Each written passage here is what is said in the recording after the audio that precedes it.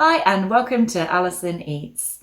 And today is Easter Monday, which means yesterday was Easter Sunday. And I am going to be entirely honest with you and say that Alison eats, and yesterday she ate a lot.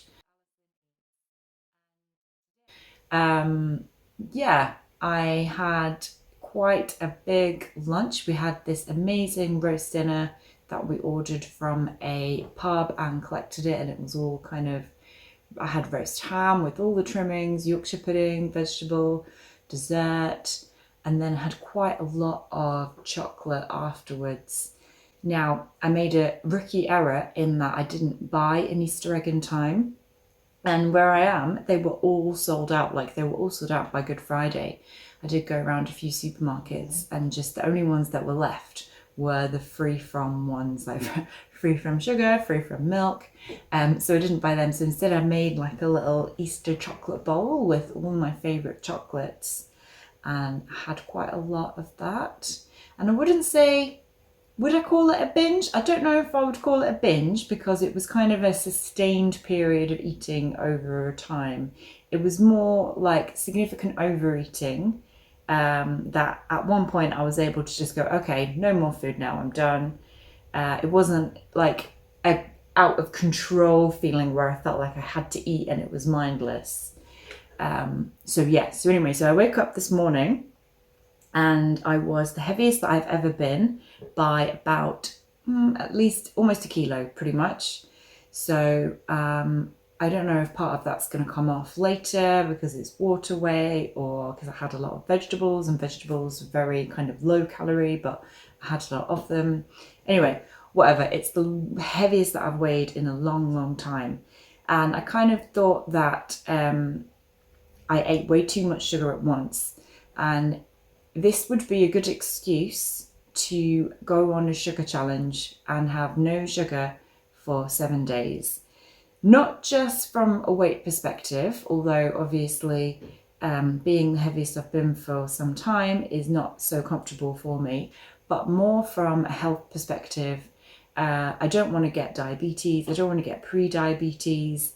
Any way that you cut it, the amount of sugar and chocolate and treat food that I ate yesterday was unhealthy for me. And at what point can I continue justifying it to myself? Is saying, oh, it's Easter Sunday, oh, it's Christmas, oh, it's the weekend, whatever excuse it is an excuse. I am doing things that are hurting my body, and I am in my 30s now, so I want to have good health. In fact, I'm starting to see a few little health niggles. So this is like giving me extra kind of fuel and incentive to try this diet, the no sugar diet, the challenge. And the other thing that I really don't like is feeling that food and sugar is controlling me. I want to be in control of what I eat, and I don't want to feel like once I start, I can't stop, or have like disordered eating issues around food. I would say that I've always been a very moderate person when it comes to food, and I'm quite grateful for my mum and dad for kind of instilling that attitude in me. Like we had treats and things, and they were pretty much treats, and they were kind of small and contained, and I've carried that through most of my adult life. Lockdown has made a bit of a lockdown has stress tested this, let's say. And there are times when I've definitely gone more from moderate to edging on binge, or edging on like food sugar dependence, or not obsession. Obsession is a strong word, but certainly really overly interested, overly thinking about, overly restricting, overeating, just some disorder, just some funky stuff around eating. And I really want to nip it in the bud, and I want to see if I can if I can live a life without chocolate. I say a life, I mean 7 days. Like, can I survive 7 days without chocolate, without sweets, without all those things that I normally use as my go-to kind of pick-me-ups, my go-to pleasure, my go-to enjoyments. So I'm starting today. Today is day one of the challenge, Easter Monday, and I will be recording everything that I eat and posting it and talking about it, because that's what I love to do. That's what Alison does. She eats and then she talks about it. And also letting you know like how I'm feeling as well. So a bit of like a food mood diary, because food is so strongly linked with our emotions. It's you don't just eat because you're hungry, or you don't just eat because you are wanting a certain nutrients. We eat because we want to feel a certain way, we fancy something, we have cravings. It's all very kind of interlinked. So I'll be doing a food and mood diary.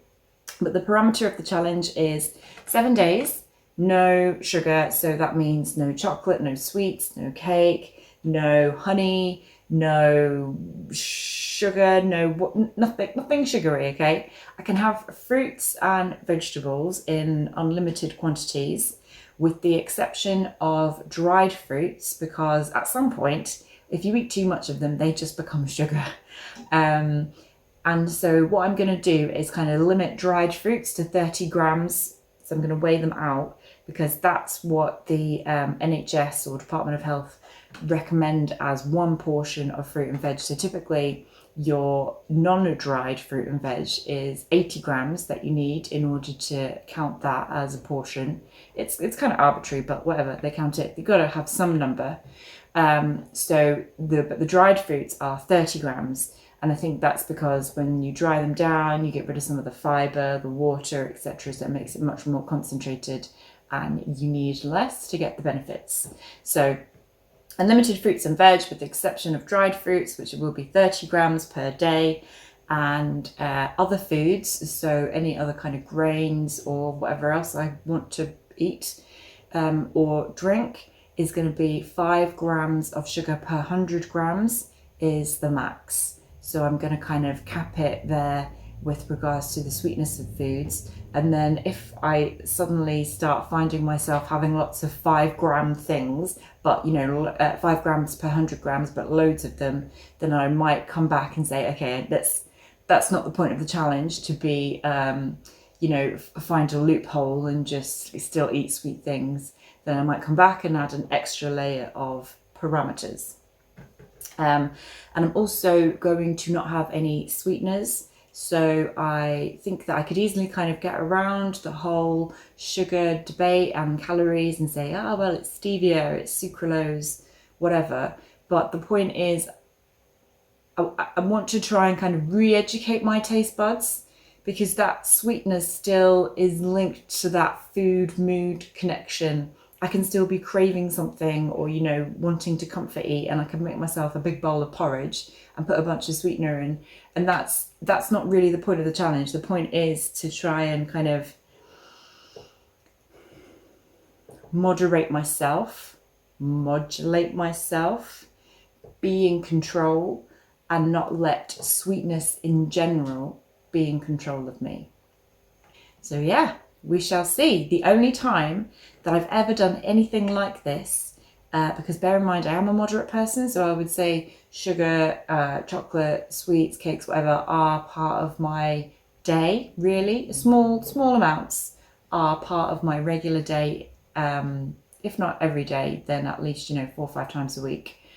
So the only time that I've ever decided to not eat sugar, sweets, treats, etc. was when I did a Syrian refugee ration challenge. So for 7 days, I just basically ate what a Syrian refugee would eat, which just was just a lot of rice. Basically, it was just rice, wheat, oil, minimal veg, like hardly any.